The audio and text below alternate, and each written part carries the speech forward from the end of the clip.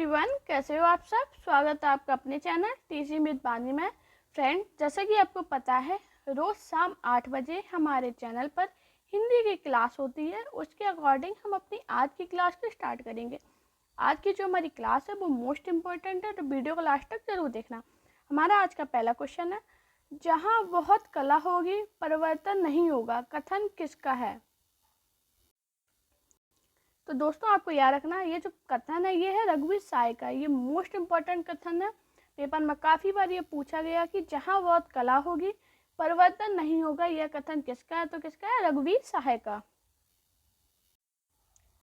हमारा अगला और मोस्ट इम्पॉर्टेंट कथन, अगर आपने नोट्स बनाते हो उसमें ज़रूर लिखना। सूरदास सुधारक नहीं थे, ज्ञान मार्गी भी नहीं थे, किसी को कुछ सिखाने का काम उन्होंने भी नहीं किया ही नहीं, वे केवल श्रद्धालु और विश्वासी भक्त थे। कथन किसका है?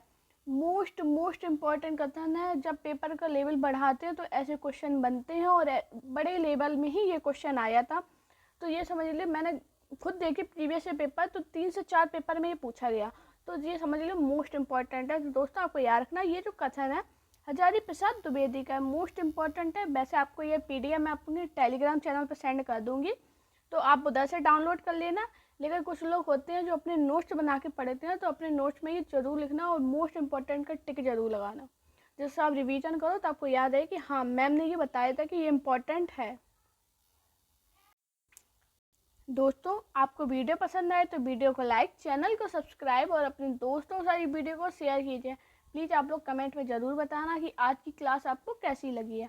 हमारा अगला क्वेश्चन है, समूचा साहित्य जन्म लेते ही प्रतिष्ठान की विकराल दाढ़ों के सामने लगता है, पंक्ति किस निबंध से है। मोस्ट इम्पॉर्टेंट है। ये भी पंक्ति काफ़ी बार मैंने 4 से 5 बार देखी, प्रीवियस पेपर में पूछी गई है।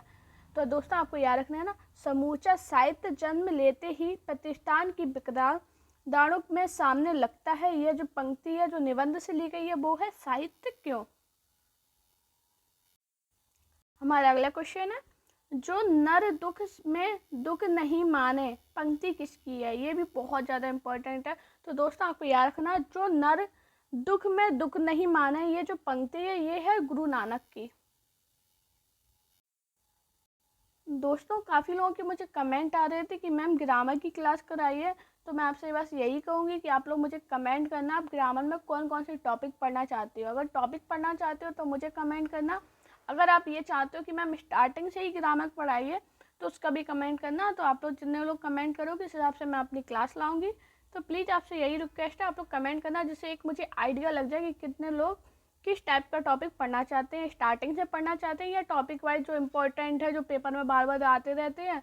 अभी आपका पेपर है तो आप चाहते हो कि मुझे ये टॉपिक क्लियर करा दो, तो मुझे कमेंट कर देना, उस हिसाब से मैं आपको क्लास लाऊंगी। और मुझे ये भी बताना कि आपका एग्ज़ाम कितने दिनों के अंदर है, कौन सा एग्ज़ाम आप दे रही हो और कितने दिनों के अंदर है, जिससे एक मुझे आइडिया लग जाए। और आप मुझे कमेंट ये भी कर दीजिए कि आपकी हिंदी साहित्य में कौन कौन से टॉपिक हैं जो आपकी छूट गई हैं, आपको क्लियर नहीं है, तो उसके भी मुझे कमेंट करना।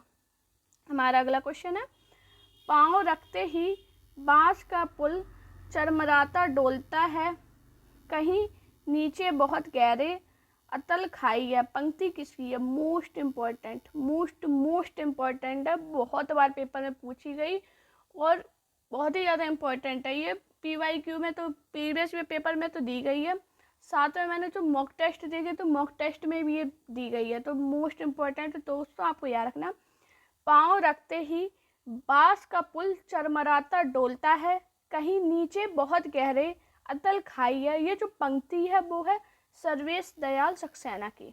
मोस्ट इम्पॉर्टेंट, अपने नोट्स में ज़रूर लिखना। मैं फिर ये कह रही हूँ, अपने नोट्स में लिखना। अगर नोट्स नहीं बनाते हो तो PDF डाउनलोड कर देना, मैं टेलीग्राम पे अपने ये PDF डाल दूँगी आपको।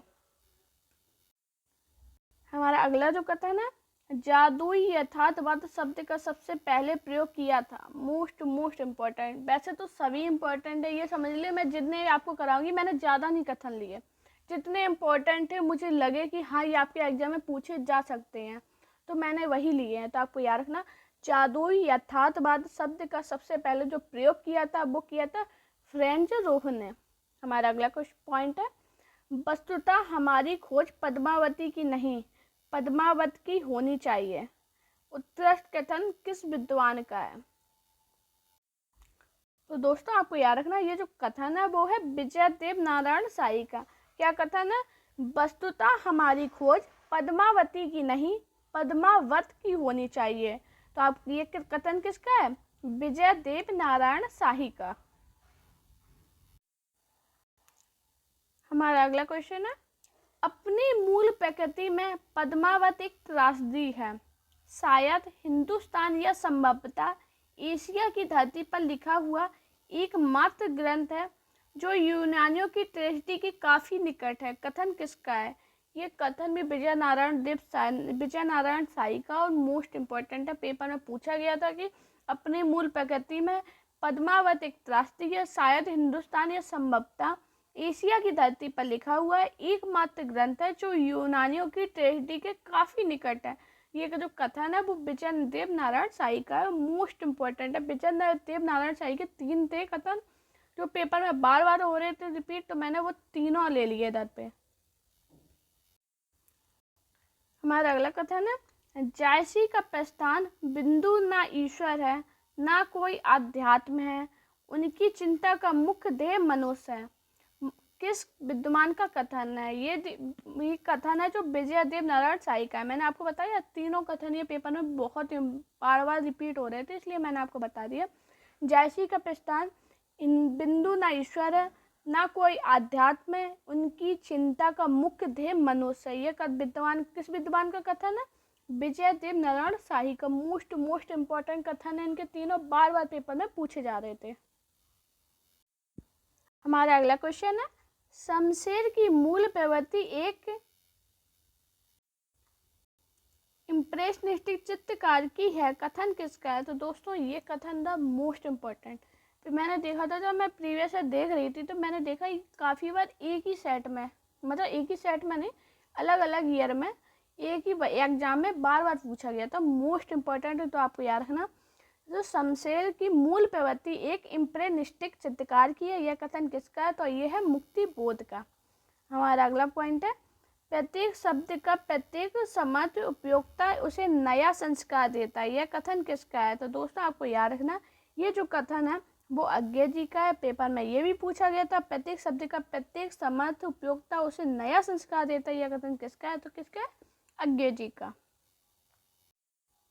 हमारा अगला पॉइंट है, मुझ पर चढ़ने से रहा राम दूसरा रंग पंक्ति किसकी और कहाँ से ली गई है?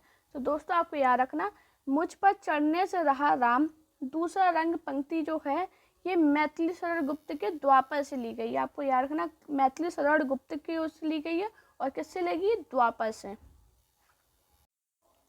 दोस्तों ये जो क्वेश्चन है मोस्ट इम्पॉर्टेंट है, बहुत ज़्यादा संभावना है क्वेश्चन में आने की। ये अलग अलग एग्जाम में अलग अलग रूप में पूछा गया था, इसलिए मैंने ये सभी एक साथ पॉइंट ले लिए। तो शमशेर बहादुर सिंह ने जिस नई कविता को अपनाया उन्होंने नई कविता के लेखन के संदर्भ में किन 5 बातों को रेखांकित किया? इनकी 5 बातों में से ज़्यादातर ऐसे पूछा गया था कि 3 बातें इनकी दे दी गई थी, एक किसी और की दे दी गई थी। ऐसे क्वेश्चन बना है, बहुत ज़्यादा इम्पोर्टेंट है। या एक बात इनकी दे दी, 3 किसी और की दे दी, और ऐसे क्वेश्चन बना था। मोस्ट इम्पोर्टेंट है, काफ़ी एग्जाम में देखा अलग अलग पूछा गया था, तो मैंने 5 बातें आपको इधर बता दे रही हूँ। तो आपको याद रखना, सच्चाई का अपना खास रूप। पेपर में ये पूछा गया था कि शमशेर बहादुर सिंह की नई कविता से कौन सी जो लाइन है वो है, तो आपको याद रखना, सच्चाई का अपना खास रूप। दूसरा पॉइंट है, ललित कलाएं काफी हद तक एक दूसरे से समोई हैं। तीसरी बात है, कविता की जाती दिलचस्पी। दूसरी भाषाओं का ज्ञान, ये पेपर में पूछी गई थी, दूसरी भाषाओं का ज्ञान। ये भी पूछी गई थी, सच्चाई का अपना खास रूप। भाषा एवं कला के रूप में कोई पार नहीं है, ये भी पूछी गई थी। ये तीनों इनकी रेखाएं पूछी गई थी, तो मैंने तीनों लाइनें आपको इधर पर 5 बता दी हैं, आपको याद रखना, जिसमें ये 3 पूछी गई थी। हमारा अगला क्वेश्चन है, काना के बोल पे काना ना दी नहीं, सुगे को देहरी पे धरी आई। ये जो पंक्ति है, तो दोस्तों आपको याद रखना, ये जो पंक्ति है ये मती राम की है। काफ़ी लोगों ने मैंने देखा था, मेरे रिलेटिव थे, उन्होंने क्या इसे मीराबाई लगा दिया था। तो आपको याद रखना, काना के बोल पे काना ना दी नहीं, सूगे को देरी पे धरी आई। तो ये जो पंक्ति ये है मतीराम की। दोस्तों वीडियो पसंद आए तो वीडियो को लाइक, चैनल को सब्सक्राइब और अपने दोस्तों से वीडियो को शेयर कीजिए। साथ में आप मेरा टेलीग्राम अकाउंट टीचिंग विद वानी को जरूर ज्वाइन कर लेना, जिस पे आपको ये PDF मिल जाएगी। और आप मेरा इंस्टाग्राम अकाउंट वानी शर्मा ऑफिशियल पे मुझे फॉलो कर सकती हैं, जिस पे अगर आपको कोई भी पढ़ाई में प्रॉब्लम हो रही है तो मुझे डायरेक्ट मैसेज कर सकते हैं। मैं सभी के मैसेज पढ़ती हूँ, उनका रिप्लाई भी करती हूँ, तो आप मुझे मैसेज कर सकते हैं। दोस्तों अपना प्यार और सपोर्ट चैनल पर इसी प्रकार बनाए रखिए। Thank you guys watching this video.